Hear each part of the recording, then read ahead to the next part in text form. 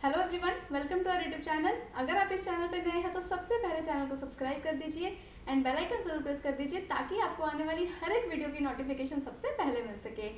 आज की इस वीडियो में मैं आपको बताऊंगी 15 ऐसे अल्टीमेट टिप्स जिनको फॉलो करके, सीरियसली फॉलो करके आप जो है वो अपना नेट जेआरएफ का एग्जाम फर्स्ट अटेम्प्ट में ही क्लियर कर सकते हैं। इन सभी के सभी टिप्स को ध्यान से सुनिएगा, समझिएगा और उसके अलावा इसको सीरियस होके हर एक टिप को फॉलो भी कीजिए।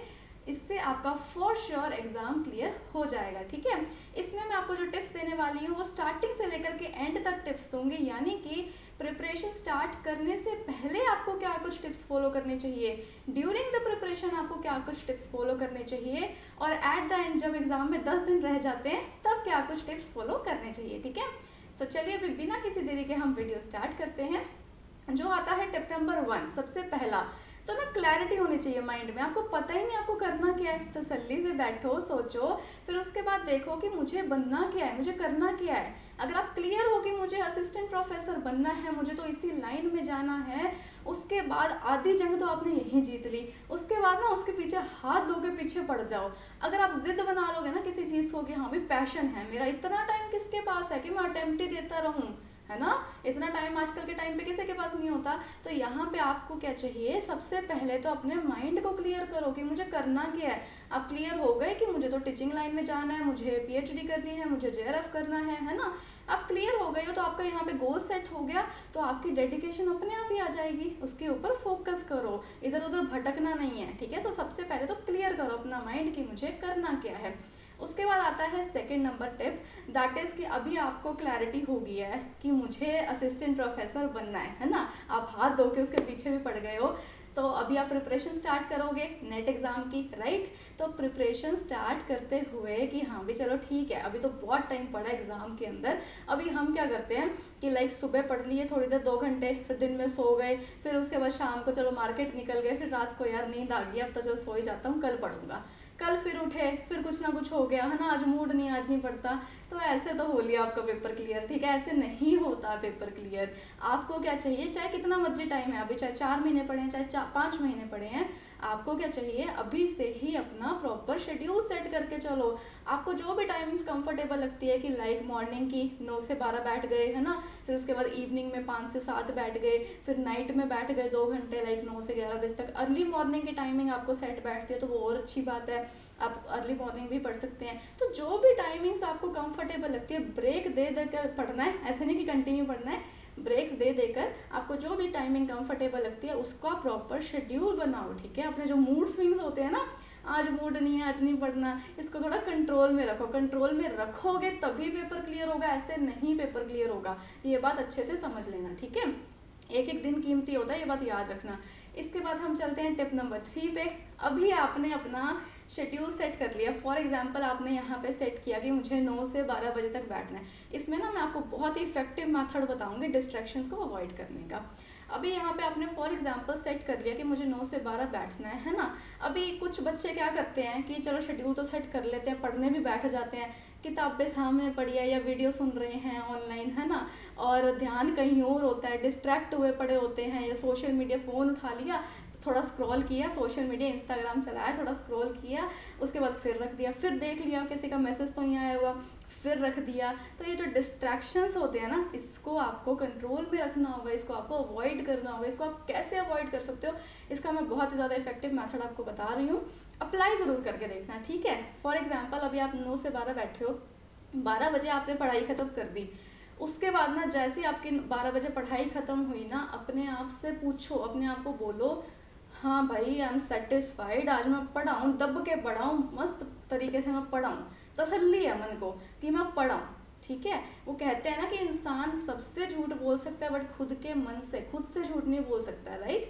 तो यहाँ पे जब आप खुद को बोल पाओगे, अगर आपने सीरियस होकर स्टडी की है 3 घंटे, आपको पता, आपके माइंड को पता है कि मैंने 3 घंटे सीरियस होकर स्टडी की है, तो आप अपने आप खुद के मन को बोल उठोगे, आई एम सेटिस्फाइड, मैं पढ़ाऊँ, अच्छे से पढ़ाऊँ, दब के पढ़ाऊँ, है ना।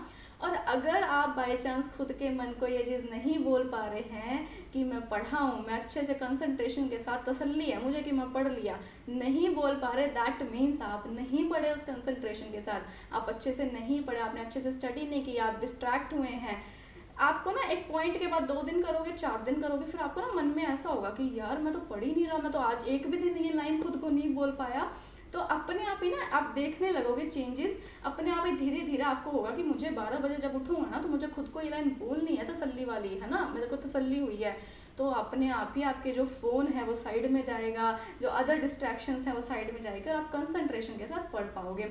इसका एक बेनिफिट और हो जाता है कि अगर आप मान लो 3 घंटे कंसंट्रेशन के साथ पढ़े हो, उसके बाद सोशल मीडिया चलाओ, खाना खाओ, सो, घूमो फिरो, कुछ भी करो, दब के मजे करो, है ना, यहाँ पे कौन ही रोक रहा है। और जब आप मजे करोगे, मतलब कुछ भी आप सो भी रहे हो ना इवन, तो भी आपका माइंड जो है उस टाइम पे रिलैक्स रहेगा, क्योंकि आपको तसल्ली रहेगी दिमाग में कि मैं अच्छे से पढ़ लिया हूँ, है ना।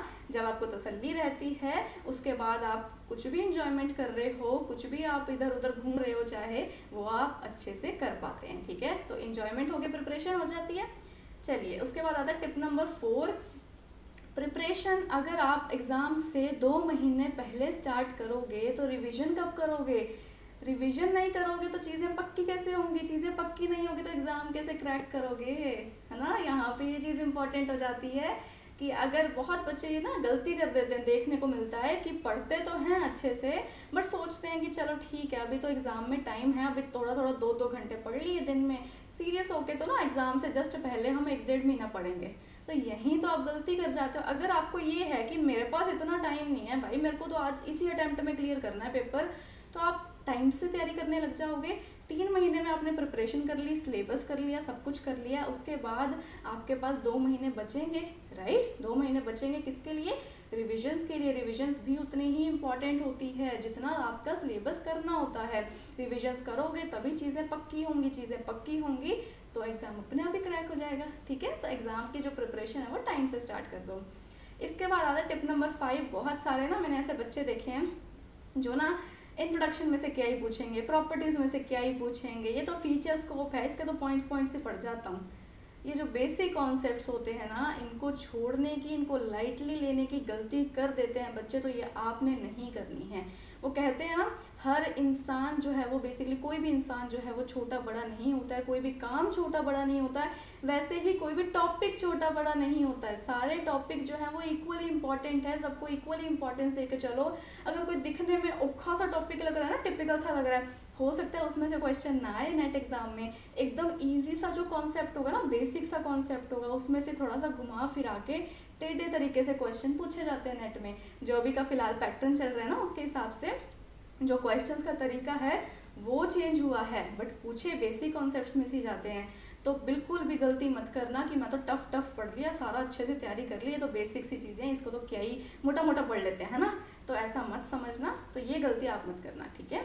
उसके बाद आता है टिप नंबर 6, दैट इज़ कि ना बहुत सारे बच्चे मैंने ऐसे भी देखे हैं कि हम तो पेपर 2 मैम इतने सालों से पढ़ते आए हैं, 7 साल हो गए हमें तो, +1 +2 उसके बाद बैचलर्स, उसके बाद मास्टर्स, इतने सालों से पढ़ते आए हैं, तो उसमें तो हम लोग इजीली क्वेश्चंस के आंसर कर ही देंगे, उसमें तो हम लोग झंडे गाड़ के आएंगे, है ना। सारा का सारा जो अपना टाइम है, सारा का सारा जो अपना फोकस है ना, वो पेपर 1 पे लगा देंगे। अब पेपर 1 में तो क्या होता है, अच्छे स्कोर आ जाते हैं, पेपर 2 बीच बेचारे लटकता फिरता रह जाता है और पेपर क्रैक नहीं हो पाता है, क्योंकि वहाँ पे तो टोटल एवरेज गिनी जाती है मार्क्स की, है ना, परसेंटेज जो है वो एवरेज गिनी जाती है दोनों की मिला के। तो यहाँ पे आपको क्या करना है, ओवर कॉन्फिडेंट या कह लीजिए या इररिस्पॉन्सिबिलिटी कह लीजिए, यहाँ पे आपको नहीं दिखानी है पेपर 2 के लिए। जितना टाइम आप पेपर 2 को दे रहे हो उतना ही टाइम पेपर 1 को दो, दोनों को इक्वल लेकर के चलो, है ना। तो यहाँ पे ये गलती आपने बिल्कुल भी नहीं करनी है, क्योंकि ना बेसिकली जो नेट का सिलेबस है वो बहुत ज़्यादा वाइड है। आप ये समझो बेसिक से कॉन्सेप्ट्स आ जाएंगे, कॉमर्स के इतने साल हो गए हमें पढ़ते हुए, तो ऐसा नहीं होता है। किसी भी स्ट्रीम से आप बिलोंग करते हैं तो उसके जो बेसिक से कॉन्सेप्ट्स होते हैं तो हमें इतने साल हो गए, ऐसा नहीं होता है। नेट एग्जाम में आपको प्रॉपर जो डीप स्टडी होती है ना, कॉन्सेप्ट्स की जो डिटेल स्टडी होती है वो करनी होती है, तो उसके लिए आपको टाइम तो देना पड़ेगा, है ना। चलिए इसके बाद हम चलते हैं टिप नंबर 7 पे, दैट इज़ चाहे आप कर रहे हो ऑफलाइन प्रिपरेशन, कोई भी कोचिंग सेंटर से आप प्रिपेयर कर रहे हो, चाहे आप ले रहे हो कोचिंग या प्रिपेयर कर रहे हो कोई भी ऑनलाइन प्लेटफॉर्म से, ठीक है।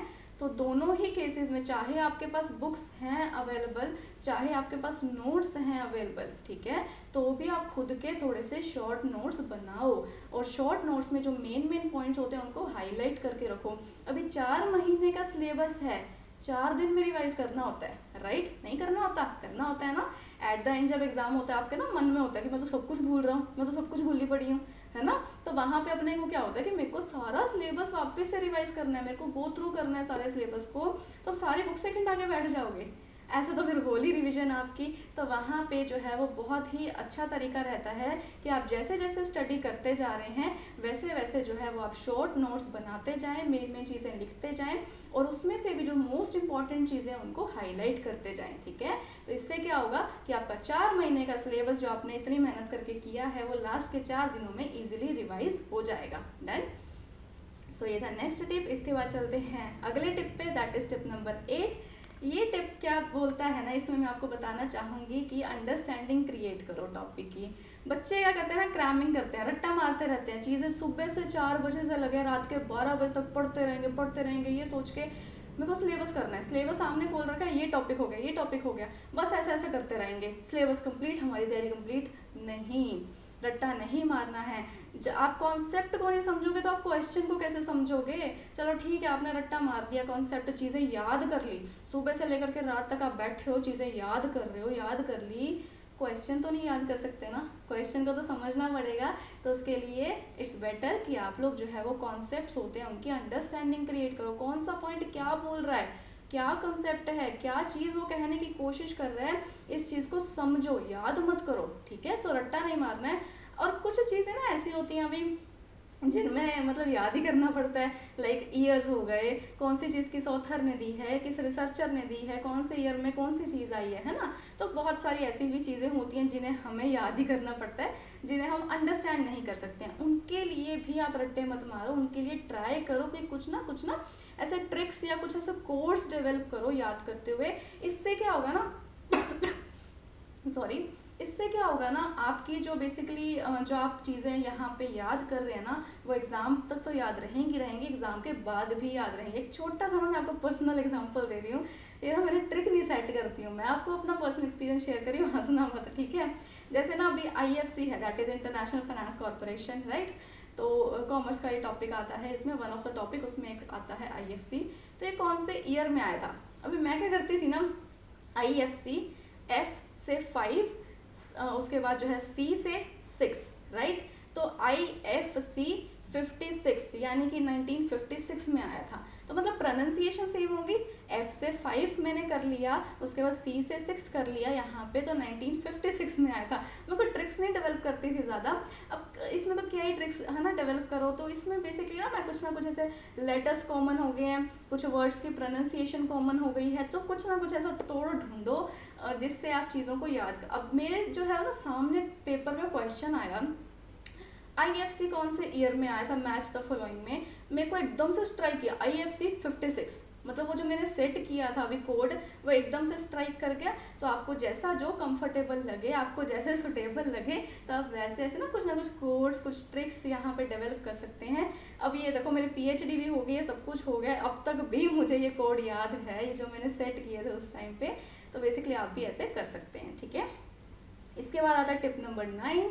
ये one of the most important tips में से है। बच्चे क्या करते हैं, पूरा का पूरा सिलेबस तो कर जाएंगे, सोचते हैं कि MCQs है वो तो एंड में 10-12 दिन सॉल्व कर लेंगे, बस यहीं पे गलती करते हो आप। आपने आज पूरे दिन में जो जो टॉपिक्स किए हैं वो टॉपिक्स सब्जेक्टिव वे में तो कर लिए, पढ़ लिया, समझ लिया, सब कुछ कर लिया। एट द एंड एग्जाम में तो MCQ फॉर्म में पूछे जाते हैं, ऑब्जेक्टिव फॉर्म में पूछे जाते हैं। तो वहाँ पे आपको क्या चाहिए कि 4 ऑप्शंस में से आपके पास अच्छी डिसीजन मेकिंग एबिलिटी होनी चाहिए, स्किल्स होनी चाहिए, जिसमें आप डिसीजंस ले सको कि कौन सा ऑप्शन बेस्ट जस्टिफाई कर रहा है। तो वो कहाँ से आएगी डिसीजन मेकिंग स्किल्स, जब तक आप MCQs की प्रैक्टिस नहीं करोगे तब तक वो स्किल्स नहीं आएंगी। तो जितनी ज़्यादा आप MCQs की प्रैक्टिस करते हो, ऐसा नहीं कि MCQs एंड में ही करने होते हैं। जैसे मान लो आज आपने जो भी सुबह टॉपिक किया, शाम को टॉपिक किया, उसके बाद जो है रात में उस पूरे टॉपिक के 5-10 एटलीस्ट रोज़ जो है वो रेगुलर में उसी टॉपिक के MCQs भी सॉल्व करो। तो जो टॉपिक आपने सब्जेक्टिव फॉर्म में पढ़ा है वही टॉपिक जो है आप ऑब्जेक्टिव फॉर्म में भी सॉल्व करने के कैपेबल बनोगे। और ये वन टाइम ऐसा नहीं है कि आप एक दिन में सीख जाओगे, रोज के जब आप ये चीज़ करने लगोगे ना तो एट द एंड एग्जाम तक देखना, जब आप बैठोगे ना पेपर में, आप क्वेश्चन को समझ पाओगे, क्वेश्चन क्या बोल रही है, टॉपिक कॉन्सेप्ट मैंने समझा था, उसके अकॉर्डिंग यहाँ पे डिसीजन ले पाओगे कि कौन सा ऑप्शन बेस्ट है। और ये प्रैक्टिस कहाँ से आएगी, एमसीक्यू से। उसके अलावा प्रीवियस ईयर क्वेश्चंस भी आपको सॉल्व करने होंगे। इससे क्या होता है, एक तो नॉलेज बढ़ती है, एक एग्जाम पैटर्न पता लगता है कि किस हिसाब से क्वेश्चन पूछे जाते हैं, और एक आपके जो टॉपिक्स हैं उसका जो है वो रिवीजन भी हो जाता है। ठीक है, चलिए इसके बाद हम चलते हैं नेक्स्ट पे ना। कुछ यहाँ पे दिक्कत देखने को मिलती है मुझे स्टूडेंट्स में कि मौके पे ना जो एक साइकोलॉजिकल प्रेशर होता है वो सेट नहीं कर पाते हैं, वो हैंडल नहीं कर पाते हैं बेसिकली। और एक बेसिकली जो एक टाइम मैनेजमेंट होता है वो हैंडल नहीं कर पाते हैं, टाइम कम रह जाता है मौके पे, है ना, एग्ज़ाम के टाइम पे। तो उसके लिए मैं ये टिप देना चाहूँगी आपको कि जैसे अभी आपका एग्ज़ाम आने वाला है, आपको पता है अगले नेक्स्ट अभी जो है वो 15 दिन बाद मेरा एग्ज़ाम है, ठीक है। तो एग्ज़ाम से जस्ट 15 दिन पहले प्रीवियस ईयर क्वेश्चंस नहीं सॉल्व करने हैं, वो तो आपने कर ही नहीं है, वो तो आप रोज ही कर रहे हो। जैसे मैंने अभी आपको लास्ट टिप में बताया, प्रीवियस ईयर क्वेश्चन आप सॉल्व कर ही रहे हो। प्रीवियस ईयर पेपर उठाओ, पूरे पूरे पेपर, जो 3 घंटे के पूरा पेपर होता है ना, पेपर 1 एंड पेपर 2, उसको कंप्लीट पैकेज की तरह उठाओ, टाइमिंग सेट करो। लाइक फॉर एग्जांपल आप 9 बजे बैठे हैं तो 9 बजे बैठ के उस पेपर को पूरा अच्छे से सॉल्व करो 12 बजे तक। जैसे ही 12 बजेंगे ना, स्टॉप नहीं करना उसके बाद आगे, ठीक है। बाद में सॉल्व कर लेना जो बच गए, अगर बाई चांस बच जाते हैं तो। इससे क्या होगा ना, आप जब डेली 15 दिन ये चीज़ करोगे, हो सकता है पहले दिन आपके थोड़े कम क्वेश्चन हो, थोड़े छूट जाएं, दूसरे दिन छूट जाएं, धीरे धीरे करके आपके 3 घंटे में प्रॉपर जो क्वेश्चंस होते हैं, 150 क्वेश्चन होते हैं, 150 क्वेश्चन होते हैं पेपर 1 एंड पेपर 2 के मिला के, वो आप कंप्लीटली टाइम पे कर पाएंगे। उसके बाद जब 16वें दिन आप पेपर देने जाओगे ना, आपका माइंड सेट ना एकदम ऐसा ना, आपका माइंड रिलैक्स होगा कि मैं तो 15 दिन से पेपर सॉल्व करता आया हूँ, आज 16वें दिन बस एक और पेपर ही सॉल्व करना है मेरे को, ऐसा सोच के जाओगे, है ना। तो जो एक साइकोलॉजिकल प्रेशर होता है, टाइम का प्रेशर होता है, वो आपका बढ़िया तरीके से कम हो जाएगा, मैनेज हो जाएगा, ठीक है। इसके बाद आता है टिप नंबर 11, दैट इज जो ना अपडेट्स आती रहती हैं चीज़ों में, उसको भी पढ़ के जाओ। जो बेसिक कॉन्सेप्ट्स हैं, नॉलेज है, वो तो देखो आपने लेनी है ना, सिलेबस तो आपने करना ही है कवर। उसके साथ साथ जो चीज़ों में अपडेट्स आते रहते हैं उनको भी कंसीडर करके चलो, उनको भी टाइम टू टाइम पढ़ते रहो। और उसके अलावा ना, बहुत बच्चे मैंने देखा ना, पता क्या करते हैं, पुराने से स्टार्ट हो जाएंगे, शुरू से 10 साल पुराना पेपर उठा लिया, उसको सॉल्व कर लिया, उसके क्वेश्चंस कर लिए। तो इतने पुराने पहले मत करो, मैं ऐसा नहीं कर रही हूँ कि मना नहीं कर रही हूँ कि मत करो, बट उसको एकदम लास्ट में प्रायोरिटी पे रखो, ठीक है। अगर आपके पास टाइम बचता है तो आप करो, नहीं तो जो सबसे पहले ना, जो बेसिकली ना लेटेस्ट पैटर्न के अकॉर्डिंग जो क्वेश्चंस पूछे जाते हैं, जिस हिसाब से पूछे जाते हैं, उस हिसाब से उन क्वेश्चंस को बेसिकली आप सॉल्व करो, उन पेपर्स को सॉल्व करो, लास्ट के 3-4 साल के पेपर को सॉल्व करो। इससे पुराने जो चीज़ें हैं ना, उन पे जाओ। अगर आपके पास टाइम बचता है तो उसको प्रायोरिटी में लास्ट में रखो, ठीक है। तो एक बार लेटेस्ट तरीकों के हिसाब से चलो कि लेटेस्ट कैसे पूछे जा रहे हैं, ठीक है, डन। इसके बाद आता है टिप नंबर 12। कुछ क्वेश्चंस ना ऐसे होते हैं जो बहुत ही भारी कंफ्यूजन हो जाती है कि यार चारों ही सही लग रहे हैं, कि चारों में से होगा कौन सा क्वेश्चन सही, है ना, ऑप्शन कौन सा सही होगा। तो ये ना मेथड हर एक पे नहीं आप अप्लाई कर सकते। कई बार ना जिस क्वेश्चन में आपको लगता है कि हाँ भी 10 में से एक आध क्वेश्चन ऐसा है जिसमें आपको बहुत ज़्यादा कन्फ्यूजन हो रहा है, तो वहाँ पे आप एलिमिनेशन मेथड का यूज़ कर सकते हैं। वो कहते हैं ना ज़िंदगी में भी कि जब ये समझ ना आए कि करना क्या है, तो ये समझने की कोशिश करो कि क्या नहीं करना है ना। जब हमें ये पता लग जाएगा कि क्या नहीं करना है, तो वो हम चीज़ें निकालते जाएंगे, एट द एंड वही बच जाएगा जो हमें करना है। तो बस वही चीज़ यहाँ पे अप्लाई होती है कि जो ऑप्शन आपको लग रहा है कि ये थोड़ा सा कम सूट करता है क्वेश्चन के हिसाब से, बाकी अदर ऑप्शंस को जस्टिफाई नहीं कर रहा है, तो उसको निकालते जाओ। एट द एंड आपके पास वो बच जाएगा जो सही वाला ऑप्शन होगा, ठीक है। इसके बाद आता है टिप नंबर 13। यहाँ पे आपको मैं स्ट्रेस लेने से मना नहीं करूँगी, स्ट्रेस लो, बट एक राइट अमाउंट ऑफ स्ट्रेस जो होता है वो ज़रूरी होता है यहाँ पे लेना। अगर एकदम ही लाइट छोड़ जाओगे कि क्या ही है, कल पढ़ लेंगे, है ना, एग्ज़ाम ही है, हम तो कर ही लेंगे, या मतलब अभी छोड़ कल कर लेंगे, परसों कर लेंगे, तो बिल्कुल भी स्ट्रेस नहीं ले रहे आप। तो स्ट्रेस नहीं लोगे तो मोटिवेशन कैसे आएगा, डेडिकेशन कैसे आएगा। तो एक राइट अमाउंट ऑफ स्ट्रेस यहाँ पे होना चाहिए। और जो ये एक्सेस में हो जाता है ना स्ट्रेस, वो गलत हो जाता है, उसको आप कैसे कर सकते हैं, कम कैसे कर सकते हैं। अगर आपको बहुत ज़्यादा ओवर स्ट्रेस होता है तो अपनी प्रिपरेशन को एंजॉय करो बस। वो ना एक आपने सुना होगा कि जो आप कर रहे हैं, मतलब आप अभी आप अपनी प्रिपरेशन कर रहे हैं, अगर आप उसको इंजॉय करोगे तो आप ग्रो करोगे। जिस चीज़ में आप कंफर्टेबल हैं, जो आपके कंफर्ट जोन में है, जिस चीज़ को आप इंजॉय करते हो, उस चीज़ को करोगे तो वहीं तक लिमिटेड रह जाओगे। बट जो चीज़ आप अपने कंफर्ट जोन से बाहर जाके कर रहे हैं, आप अपनी प्रिपरेशन कर रहे हैं, अपनी नींदों को भी सेक्रीफाइस कर रहे हैं, सब कुछ आप अपने सुबह से लेकर के शाम तक आप पढ़ रहे हैं अच्छे से डेडिकेशन के साथ, सारे काम वाम छोड़ के, सारे काम धंधे छोड़ के, ताकि आपका एग्ज़ाम क्रैक हो जाए, है ना। तो ये चीज़ आप अपने कंफर्ट जोन से बाहर जाके करेंगे तो फिर बेसिकली यहाँ पे खुश होके करो, मज़े से करो, है ना। यहाँ पे आप उस चीज़ को एंजॉय करके करो। जब हम जो चीज़ कर रहे हैं उसको एंजॉय करने लगते हैं तो इससे हमारी ग्रोथ अनलिमिटेड होती है, हमारी डेवलपमेंट होती है, और इससे जो है वो आपको जो एक्सेस स्ट्रेस है वो आपका कम हो जाएगा। एक राइट अमाउंट ऑफ स्ट्रेस आपके अंदर रहेगा जो ज़रूरी होता है, ठीक है। इसके बाद हम चलते हैं नेक्स्ट टिप पे। ये ना ओवरऑल टिप है, ये आपकी लाइफ के लिए भी टिप है और एग्ज़ाम पॉइंट ऑफ व्यू से भी। अच्छा खाओ, अच्छा सो। बहुत सारे बच्चे मैंने ऐसे देखे हैं कि एग्ज़ाम के चक्कर में खाना पीना ही भूल जाते हैं या फिर सोना ही भूल जाते हैं। अभी थोड़ा सो लिए, ठीक है, चलेगा, इट्स ओके, एग्ज़ाम क्रैक करना है, ये ज़्यादा ज़रूरी है ना। तो ना वो 2 दिन तो अच्छी लगती है। अब आप 2 दिन बाई चांस मान लो अपनी मतलब नींद सेक्रीफाइस कर लोगे। एक जो नॉर्मल जो नींद रहती है कुछ घंटों की, वो तो आपको लेनी चाहिए ना, 7-8 घंटों की जो नींद रहती है, इतनी तो आप एटलीस्ट लो ही। तो यहाँ पे जो है बेसिकली अगर आप जो है वो 2 दिन बढ़िया तरीके से पढ़ लेते हो, सारी सारी रात जाग के आप पढ़ रहे हो, थोड़ी देर ही सो रहे हो, 2-3 घंटे सो रहे हो, बस दैट्स इट। तो इससे क्या होगा कि दूसरे दिन तीसरे दिन जाके आप नींदों में रहोगे और आधा दिमाग के अंदर जाएगा, आधा दिमाग के बाहर ही रह जाएगा। राइट, होता है ना ऐसा कि अगर हम 4-5 दिन कंटिन्यू में अपनी नींद सेक्रीफाइस करेंगे तो फिर छठे दिन 7वें दिन अपन नींद में हो जाएंगे, है ना। फिर उसका भी क्या ही फायदा, है ना। तो इट्स बेटर कि आप हेल्दी खाओ, अच्छा खाओ, और साथ ही साथ जो है वो अच्छे से अपनी नींद भी लो जिस टाइम पे। बस मेरा कहने का मतलब यहाँ पे ये है कि जिस टाइम पे आप पढ़ रहे हो, आपने शेड्यूल सेट किया है कि मुझे मॉर्निंग में 3 घंटे पढ़ना है, मुझे इवनिंग में 2 घंटे पढ़ना है, बस उस टाइम पे आप अपना कंसंट्रेशन के साथ पढ़ो, तरीके के साथ पढ़ो। यहाँ पे ना पढ़ना ज़रूरी नहीं होता इतना, किस तरीके से आप पढ़ रहे हो वो ज़्यादा ज़रूरी होता है, ठीक है। इसके बाद लास्ट टिप आता है, दैट इज़ बहुत ज़्यादा क्लोज हैं आप एग्ज़ाम क्रैक करने के। तो अभी यहाँ पे क्विट मत कीजिए। बहुत सारे बच्चे मैंने ऐसे देखे हैं फ्रस्ट्रेट हो जाते हैं कि हम क्या मैम सुबह से लेकर के शाम तक वही बोरिंग, वही रूटीन, वही सुबह उठो, वही पढ़ो, फिर सो जाओ, फिर पढ़ो, मतलब फ्रस्ट्रेट हो जाते हैं बच्चे, क्विट करने को हो जाते हैं, है ना। तो यहाँ पे बस वही है कि अगर आप छोड़ दोगे मेहनत करके बीच में तो उसको मिल जाएगा जो इंतज़ार करके बैठा है ना। तो इट्स बेटर कि आप मेहनत भी करो और सब्र भी रखो, इंतज़ार भी करो, क्विट मत करो। बस होने ही वाला है एग्ज़ाम, ठीक है, बस आपका क्लियर होने ही वाला है।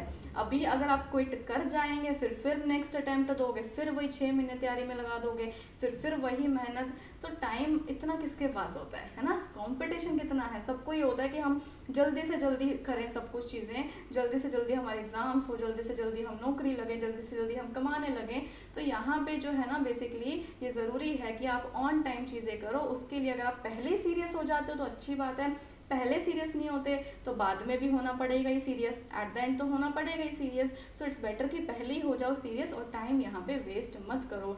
इन कंक्लूजन ये 15 टिप्स मैंने आपको आज दिए हैं आपकी अच्छी प्रिपरेशन के लिए। मैं आपको यही कहना चाहूँगी, अच्छे से स्टडी करो, तरीके से स्टडी करो। ये नहीं कि बस पागलों की तरह मतलब पढ़े जा रहे हो, सिलेबस कंप्लीट करना है, नहीं। सिलेबस करो, उसके साथ साथ उसकी प्रैक्टिस भी करो, एमसीक्यूज़ की चीज़ों को समझने की कोशिश करो, और साथ ही साथ जब समझ रहे हो तो उसके क्वेश्चन सॉल्व करो, ताकि जो आपकी डिसीजन मेकिंग स्किल्स है ना ऑप्शन सेलेक्ट करने की, वो इम्प्रूव हो सके, वो बढ़िया हो सके, ठीक है। और अच्छा खाओ, अच्छा सो, और मज़े से एंजॉय करके प्रिपेयर करो। ऐसा स्ट्रेस, एक्सेस में स्ट्रेस मत लो, तो आपका एग्ज़ाम फॉर श्योर क्रैक हो जाएगा। कुछ नोट्स बनाते रहो साथ साथ, शॉर्ट नोट्स जो आपको एट द एंड रिवीजन में काम आएंगे। और ये सारे कुछ टिप्स थे जो मैंने आपको दिए हैं, इनको सभी टिप्स को, एक भी टिप मिस मत करना, सभी टिप्स को अच्छे से इम्प्लीमेंट करना, फॉलो करना, फॉर श्योर आपका एग्ज़ाम हो जाएगा, ठीक है। सो चलिए आज के लिए बस इतना ही। ऑल द वेरी बेस्ट आपकी प्रिपरेशन के लिए, और ऑब्वियसली आपके एग्ज़ाम के लिए भी डेफिनेटली क्रैक हो जाएगा। थैंक यू सो मच, आज के लिए इतना ही। कैसी लगी हो वीडियो प्लीज़ कमेंट करके ज़रूर बताइएगा। अच्छी लगी हो तो प्लीज़ एक लाइक ज़रूर दे दीजिए, अच्छा लगता है, मोटिवेशन मिलता है। चैनल को सब्सक्राइब कीजिए, ज़्यादा से ज़्यादा वीडियो को शेयर कीजिए। Thank you so much.